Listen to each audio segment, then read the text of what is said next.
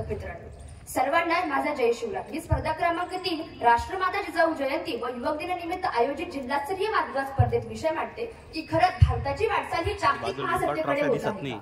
तर होय, मी सर्वांना ठामपणे सांगू इच्छिते की माझ्या भारताची वाटचाल ही जागतिक महासत्तेच्या दिशेने होत आहे. मंजिलें उन्हीं को मिलती है जिनके सपनों में जान होती है. मंजिलें उन्हीं को मिलती है जिनके सपनों में जान होती है. पंखों से कुछ नहीं होता यारो, हौसलों से ही उड़ान होती है, हौसलों से ही उड़ान होती है. महासत्ता म्हणजे नेमकं काय? तर महासत्ता म्हणजे काही बाजारात भेटणारी वस्तू नाही. महासत्ता म्हणजे काही टपरीवर पान खाऊन पिंजकारा मारणाऱ्यांची गप्पा नाही. मग नेमकं महासत्तेकडे वाटचाल म्हणजे काय? तर संशोधन, संरक्षण, कृषी, अर्थ, शिक्षण अशा विविध क्षेत्रात देशाने जागतिक दर्जा मिळवण्यासाठी स्वतःच्या स्वबळावर केलेली आगीतून धडपड म्हणजे जागतिक महासत्तेकडे वाटचाल होय. लुच्च गुन्हेगार मुस्लिमांची नावं घेती, लुच्च गुन्हेगार मुस्लिमांची नावं घेती, मुसलमानांच्या दुःखात हिंदूंचे डोळे वाहते. जाती आणि धर्मावर विश्व परिचयच नाव असे, जाती आणि धर्मावर विश्व परिचयच नाव असे. स्त्रियांना सन्मान आणि कायद्याचे राज्य असणारा, जागतिक महासत्ता असणारा, लाखो करोडो भारतीयांच्या नसानसात आणि रक्ताच्या थेंबाथेंबाने भरून निघालेला आणि इथे बसलेल्या प्रत्येक जणाच्या जगण्याचा श्वास असणारा, जागतिक महासत्तेकडे वाटचाल करणारा माझा भारत देश आहे. जागतिक महासत्तेकडे वाटचाल करणारा माझा भारत देश आहे. जहाँ डाल डाल पर सोने की चिड़िया करती है बसेरा, जहाँ डाल डाल पर सोने की चिड़िया करती है बसेरा, वो भारत देश है मेरा, वो भारत देश है मेरा. एकेकाळी याच देशात सोन्याचा धूर निघत असलेल्या माझ्या भारत मातेला कुणाची तरी नजर लागली. विटंबना, भ्रष्टाचार, दारिद्र्य, विषमता, बलात्कार या सर्वांनी माझ्या देशाची वाट लावली. हो, या सर्वांनी माझ्या देशाची वाट लावली आणि म्हणूनच तर आज विषय देण्याची वेळ संयोजकांवर आली. परंतु 14 ऑगस्ट 1947 ची मध्यरात्री होती. सारे जग हे झोपलेले होते आणि रात्री घड्याळात 12चे ठोके पडले आणि तेव्हाच भारताने एका नव्या युगात प्रवेश केला आणि आता भूतकाळ संपलेला आहे. नियतीशी केलेला करार संपुष्टात आणण्याची वेळ आलेली आहे आणि तेव्हाच सिद्ध झालेले आहे की माझा भारत देशात जागतिक महासत्तेच्या दिशेने वाटचाल करत आहे आणि माझ्या भारताची वाटचाल ही जागतिक महासत्तेच्या दिशेने होत आहे. भारताला जागतिक महासत्ता बनवण्याचे स्वप्न 21व्या शतकात डॉक्टर APJ अब्दुल कलामांनी पाहिलेलं आहे आणि या स्वप्नाचा आदर्श आज डोळ्यासमोर ठेवून भारताने आरोग्य, शिक्षण, अर्थ, तंत्रज्ञान स्वतःमध्ये सिद्ध केले आहे, स्वतःमध्ये रुजवलेले आहे.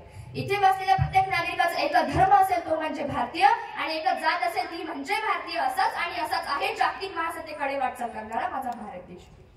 भारतीय स्वातंत्र्यानंतर कोणतीही आधुनिक शिक्षण, आधुनिक तंत्रज्ञानाची पार्श्वभूमी नसताना गेल्या काही दशकात माझ्या भारताने कृषी, तंत्रज्ञान, आरोग्य अशा विविध क्षेत्रात केलेली कर्तबगारी आणि जगावर निर्माण झालेला भारताचा दरारा ही काही तुम्हाला वेगळी सांगायची गोष्ट नाही. आज आपण बघतो की संशोधन क्षेत्रात माझ्या भारताने इतर देशांना जे जमलं नाही ते अत्यंत कमी प्रयत्नात आणि कमी खर्चात चंद्राच्या दक्षिण ध्रुवावर आपल्या ठसवून ठेवलं आहे. चंद्रयान 3 या मोहिमेच्या यशाने आज अंतराळावरही माझ्या भारत देशाचं नाव हे सुवर्ण अक्षरांनी कोरण्यात आलेलं आहे आणि या ऐतिहासिक घटनेचे तुम्ही आणि आपण सर्वजण साक्षीदार आहोत. ही आपल्यासाठी भाग्याची गोष्ट आहे. मग तरीही माझे प्रतिस्पर्धी म्हणतात की भारताची वाटचाल ही जागतिक महासत्तेकडे होत नाही. आज आरोग्य क्षेत्रात भारत हा इतर देशांपेक्षा अत्यंत प्रगत झालेला आहे. आपण बघितले की कोरोनासारख्या महामारीत इंग्लंड, अमेरिका, फ्रान्स, रशिया यांसारख्या देशांनाही जे जमलं नाही ते माझ्या भारताने लस शोधून करून दाखवलं. कोविडच्या काळात विविध देशांना पॅरासिटामॉल नावाची टॅबलेट मोठ्या प्रमाणावर निर्यात केली आणि लाखो जीव वाचवले. मग तुम्हीच सांगा की माझ्या भारताची जागतिक महासत्तेकडे होणारी वाटचाल नाही का?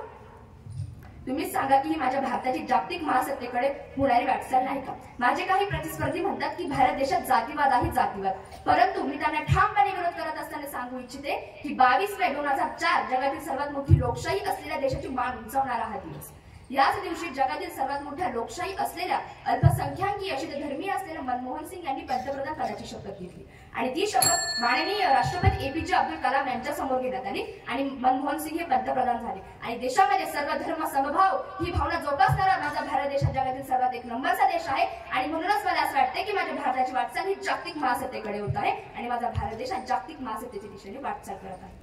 दहशतवादाच्या बाबतीत सांगायचं ठरलं तर आमच्याच वाटेवर येऊन आमच्याशीच वाटमारी करणाऱ्याला त्याच्या वाटेवर जाऊन आम्ही त्याची वाट लावल्याशिवाय आमच्या वाटेवर परतत नाही. या शिवरायांच्या उक्तीप्रमाणे दहशतवाद कसा घरात घुसून चिरडायचा याचे मूर्तिमंत उदाहरण म्हणजे पुलवामा हमल्यातील दहशतवाद्यांचा सर्जिकल स्ट्राईक करून माझ्या भारतीय जवानांनी केलेला खात्मा होय.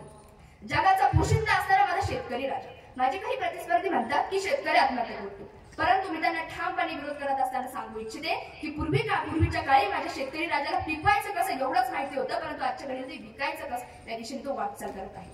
जलसिंचन, पीक संवर्धन आणि तंत्रज्ञानामुळे जेव्हा तो स्वयंपूर्ण असेल तेव्हा जागतिक श्रीमंताच्या यादीत माझ्या शेतकरी राजाचे हे नाव अव्वल स्थानावर असते आणि काही जागतिक महासत्तेकडे वाटचाल करणारा माझा भारत देश.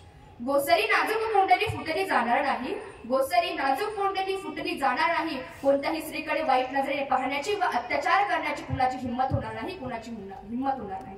उलट कल्याणाच्या